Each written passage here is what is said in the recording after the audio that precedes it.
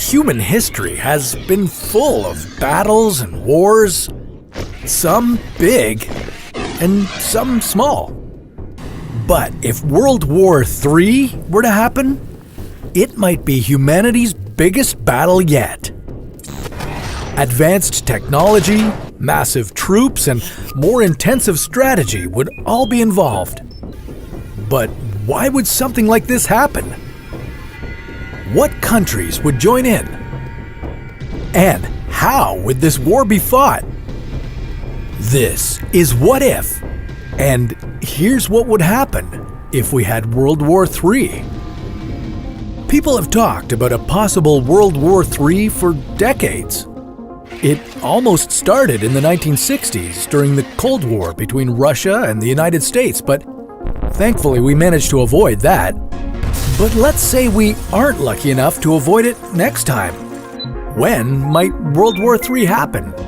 Well, it's tough to say. A world war could start due to prominent political figures getting killed, intelligence threats, or fighting over valuable resources. Talking about it like this makes the chances of a war happening sound likely, but the chances are actually a lot lower than you think. Since 1945, the world has seen many different battles. Vietnam, Afghanistan, and dozens of different civil wars. We should keep in mind that in order for a world war to happen, it needs to involve the entire world. And the structure of the world has changed even more since 1945. Countries simply aren't as closely allied as they used to be. Militaries are even stronger and more skilled than they were.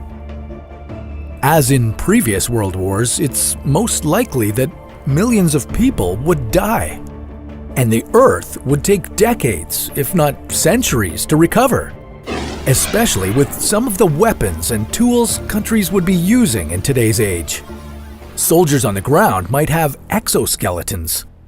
These are metal frames around the soldier's body that augment their strength. Although this probably won't turn them into RoboCop, it would make it easier for soldiers to carry heavy equipment over long distances. Weapons that can bend around corners might also be a possibility. And instead of seeing the war fought in the sea or the sky, it could actually be fought in space. Military... Hey, man. I'm gonna stop it there. We're going to continue to play it, but I want to give all praise, honor, and glory to Yahweh Shem Yahweh Shai, Bashem Rakakwadash. Double honors to our apostles and elders of Great Millstone and taught us this truth. And I want to give a special peace and blessings and salutations to the elect. All right, I'm the brother Zion. And Lord willing, this lesson is edifying to feed the sheep and the lambs of Yahweh Bashem Yahweh Shai. And you heard what he just said, right? He said World War III can be fought in space. Okay, now the scriptures say that there was war in heaven. Okay, and Michael and his angels stood and fought the dragon and his angels, right?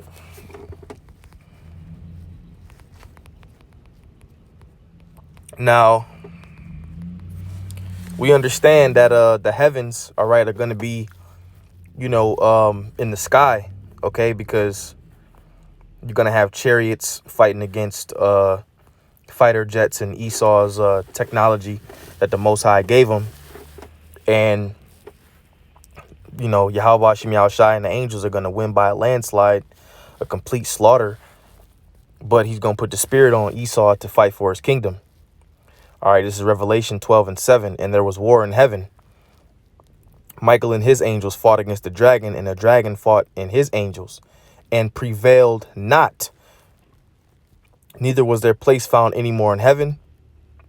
And that great dragon was cast out, that old serpent called the devil and Satan, which deceiveth the whole world. He was cast out into the earth, and his angels were cast out with him. Okay, so Yahweh Shem Yahweh Shai, Yahweh was going to send Yahweh Shai, okay, and the angels to what? Come down with the innumerable amount of angels with the chariots to destroy Esau and his army and his military. And that's what that's talking about. And that's why this just said, what if it was fought in outer space? Now, the heavens are basically referring to the sky, But if you go high enough, what? You'll be in outer space, so to speak, another dimension of the heavens. Okay, where Esau has the technology out there, the satellites, satellites around the world. And believe it or not, this man has polluted the earth so much. He's actually polluting the outer space with trash and all of that, man. Sea or the sky, it could actually be fought in space. Militaries could fight over weaponized satellites that could affect what's below them. Although a lot of this stuff sounds like something out of a sci-fi movie, we should keep in mind that... And if you notice, these devils are kind of downplaying prophecy, saying that, they're basically looking at it as like a sci-fi science fiction type war, when World War III is really right around the corner. Now, Esau does have, these type of things like super soldiers, equipped with armor and all of that. He has all of that. He has things that people haven't seen, weapons that people haven't seen. So when it's time for him to pull out the big guns, he's going to pull it out. He's going to fight Yahweh Shai and the angels with everything that he has, but he's still going to lose. Okay, let's continue on. These weapons are scary, and hopefully no one will ever need to use them. After all, things like this are meant to kill people. But there may not be many soldiers on the ground. The war of the future might be fought on computers. Drones, artificial intelligence, and robots could be the only things on the battle. Which they have all of that. They have the drones, they have the AI, they have the robots. So this is speaking about today, man. They have all of these things. They have the technology, and all the pieces are in place. As well as power grid shutdowns are all a possibility. And that acts of war in the future might not involve any violence at all. Hacking into other ground. The war of the future might be fought on computers. Drones, artificial intelligence, and robots could be the only things on the battlefield. There's also a chance that acts of war in the future might not involve any violence at all. Hacking into other countries' computers, as well as... No, there is going to be violence, all right? Because the scriptures say, thus with violence shall the great city Babylon be thrown down. So we gotta clear the air. All right? We got to clear the air, man. Revelation 18:21. And it reads, and a mighty angel took up a stone like a great millstone and cast it into the sea, saying, thus with violence shall that great city Babylon be thrown down, and it shall be found no more at all. So there will be violence, all right, in the midst of World War III. Thus saith the scriptures, all right? Power grid shutdowns are all a possibility. And what would this war be about? And yeah, there could be power grid shutdowns because Esau could hit that kill switch. Anyway, it could have to do with resources, specifically water. Since fresh water is such a scarce yet valuable resource, nations may begin to fight over it as it continues to deplete. Hopefully, World War III won't go on forever. So how could it end? Well, first of all, World War III is going to be the war that ends all wars, because it's going to be fought with nuclear missiles, and that's Bible prophecy. Okay, the scriptures tell us that his arrows that he shooteth are sharp and shall not miss. All right.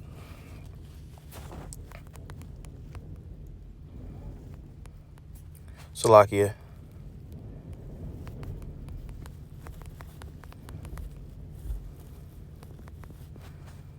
His arrow that he shooteth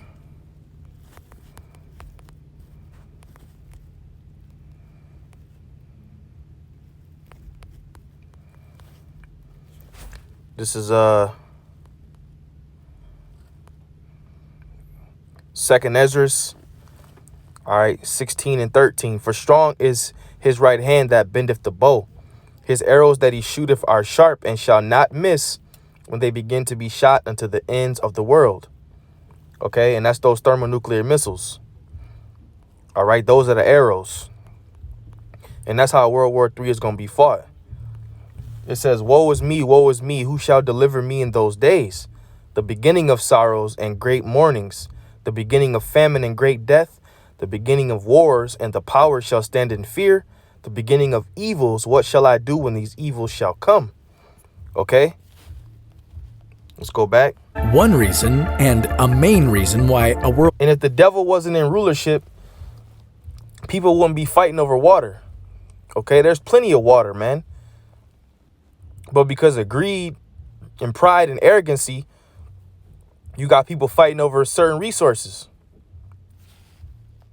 The war hasn't happened yet has to do with these things. During World War II, the United States dropped nuclear bombs on Japan, killing over 100,000 people. And that was Hiroshima and Nagasaki. And they was, for people who know about that, they were interviewing those Edomites, those old decrepit Edomites. Now they were interviewing some of them, and some of them said if they can do it all over again, they would do it again. Showing you the pride of these devils, man. Cities involved took decades to recover, but the 2 nukes used in World War II would pale in comparison to the modern nukes we have today. Oh, and by the way, there are nearly 14,000 nuclear warheads around the world, held mostly by America, Russia, and China. A nation can have America, Russia, and China, okay?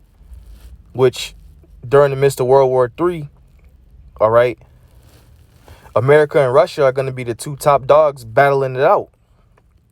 And as prophesied in the scriptures, they're going to all turn on America. All right, they shall eat, they shall burn her with fire, roughly paraphrasing. Because the Lord's vengeance is to destroy Babylon the Great. That's ultimately the Lord's vengeance. So you got the 10 horns, the NATO and the EU, the 7 heads and the 10 horns, along with Russia, China, and these other countries, Iran. They all going to shoot missiles on America. That's Bible prophecy. Revelation 17:16. And the 10 horns which thou sawest upon the beast, these shall hate the whore, and shall make her desolate and naked, and eat her flesh and burn her with fire. And that's going to come from these nuclear missiles that it's talking about in this video. Let's continue on. have all the resources, people, and strategy they want, but if a nuke gets dropped on them, then it's game over. It's game over. And those are the weapons of the Lord's indignation, those nuclear missiles. And if one country drops a nuke, what's to stop another country from doing the same? And this image right here is how it's going to look from the outer space, from the heavens. A bunch of mushroom clouds, man. The scriptures speak about that in Isaiah the 13th chapter.